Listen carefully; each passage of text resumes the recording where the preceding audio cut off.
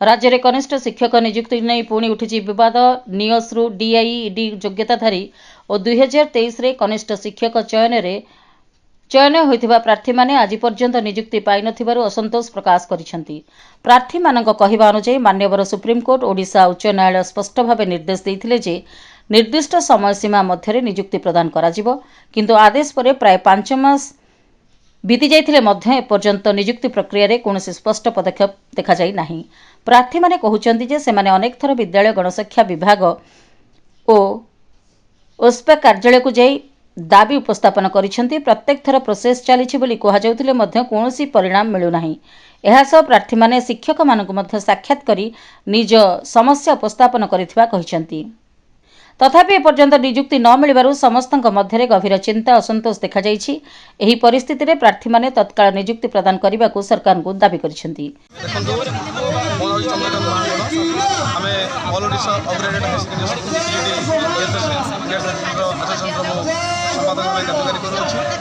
आम गोटे ही नवेदन रही 3 वर्ष होनी कार्यकारी कलु किंतु सरकार कार्यकारी कलापर आम जगार सरकार आउ के जन को नियुक्ति देवाई बाहरी अच्छी।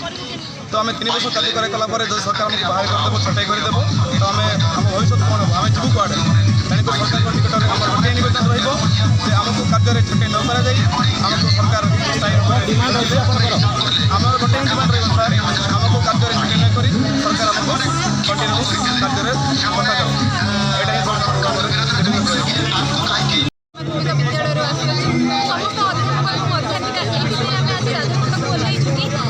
कार्य कठिन परिश्रम कलापर आज सरकार आमको पचारू ना आम एत परिश्रम कलापर स्कूल सुचारू रूपे तुले नियुक्ति दौरान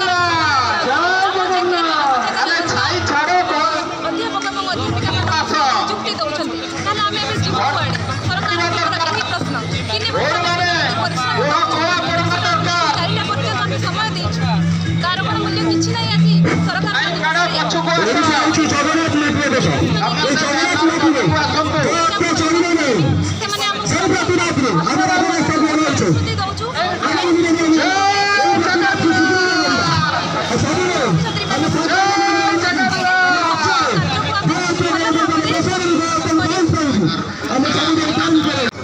all Odisha higher secondary school guest faculty all Odisha president और अर्थनीति अध्यापक कार्यरत करूँ।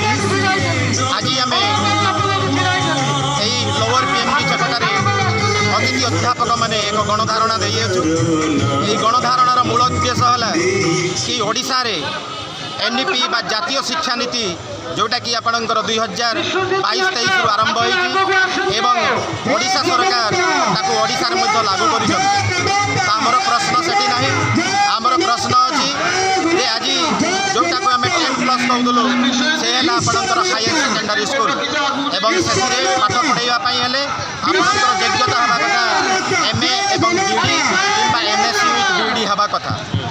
सरकार कौन कले ना तांको पाखरे सेतिकी आपणकर इंफ्रास्ट्रक्चर बा योग्यता भित्तिक प्रार्थी न थाई सारा ओडिशा रे 303 स्कूल आपणकर खोली एवं सरकार से गोटे प्रक्रिया आरंभ कले जे सीधा सड़क चयन प्रक्रिया आरंभ कले एवं सीधा सड़क प्रक्रिया रे आमर डिस्ट्रिक्ट एजुकेशन ऑफिसर प्रिंसिपल ए माने चयन करी आमर आपणकर 1800 आपणकर अध्यापक मैंने नियुक्ति देले।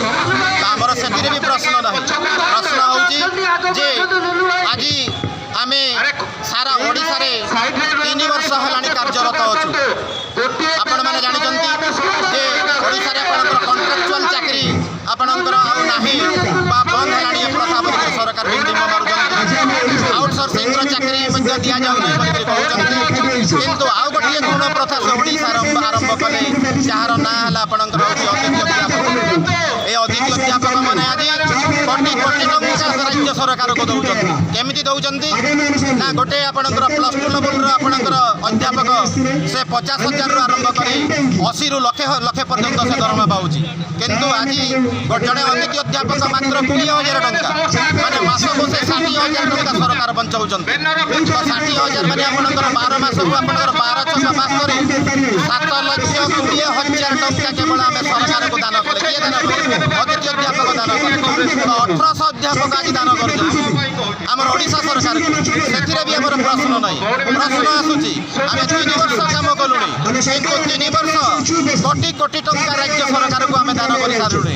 କିନ୍ତୁ ସରକାର ଏବେ ଏମିତି ନୀତି ଆଣୁଛନ୍ତି ଯେ ଅତିଥି ଅଧ୍ୟାପକ ମାନେ ତୁମେ ବାହାରି ଯାଅ, ଆଉ ଆମେ ବର୍ତ୍ତମାନ ଯେଉଁମାନେ ସିଧା ଜଏନ୍ କରିବ ତୁମକୁ 80,000।